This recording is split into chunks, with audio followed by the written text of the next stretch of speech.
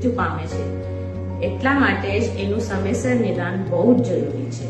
Breast cancer એક એવું cancer છે જે જો નાનીમાં નાની સાઇઝમાં ડિટેક્ટ થઈ જાય તો એને સંપૂર્ણપણે એનું નિદાન થઈ શકે છે. બ્રેસ્ટ કેન્સરને નાનામાં નાના સાઇઝમાં જોવું હોય તો કેવી રીતે કરવાનું? એના માટે આપણી પાસે 3 મેથડ્સ છે.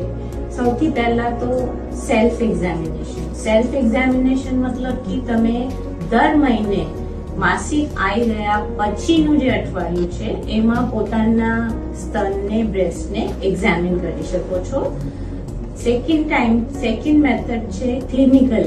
તમે ડોક્ટર પાસે જાઓ, વર્ષમાં એકવાર જાઓ તો ચાલશે, 3 વર્ષે બી એકવાર ડોક્ટર પાસે જાઓ તો ચાલશે, પણ એમની પાસેથી બ્રેસ્ટ એક્ઝામિન કરાવવાની બહુ જ જરૂર છે, સ્પેશિયલી 30 યર્સ પછી. અને એના પછી આવે છે મેમોગ્રાફી, જે મેઇન છે બ્રેસ્ટ કેન્સરની નાનામાં નાના સાઇઝ જોવા માટે. અને એ અમે રેકમેન્ડ કરીએ છીએ 40 વર્ષની આયુ પછી દર સ્ત્રીએ દર વર્ષે એ કરાવવું જોઈએ. એમાં બ્રેસ્ટના एक्सरे લેવામાં આવે છે અને નાની साइज में ये डिटेक्ट થઈ શકે છે.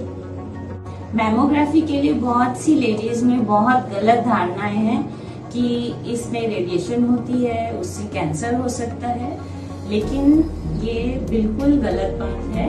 मैमोग्राफी में जितनी रेडिएशन आती है वो आप जो नॉर्मल चेस्ट एक्सरे लेते हैं वो अगर 2 एक्सरे लिए जाएं उसके बराबर ही मैमोग्राफी की रेडिएशन आने वाली है. और मैमोग्राफी आपको रोज रोज नहीं करवाना है, साल में एक ही बार कराना है. जो नॉर्मल बैकग्राउंड रेडिएशन है, नेचुरल बैकग्राउंड रेडिएशन, वो भी आप 26 डेज की कैलकुलेट करें तो वो भी मैमोग्राफी की एक बार की रेडिएशन के बराबर है. मतलब आप नेचुरल रेडिएशन के इक्विवेलेंट समझ सकते हैं. इसलिए रेडिएशन का कैंसर हो जाएगा इस डर से मैमोग्राफी नहीं करवाना है, तो ये बिल्कुल नामुमकिन सी बात है.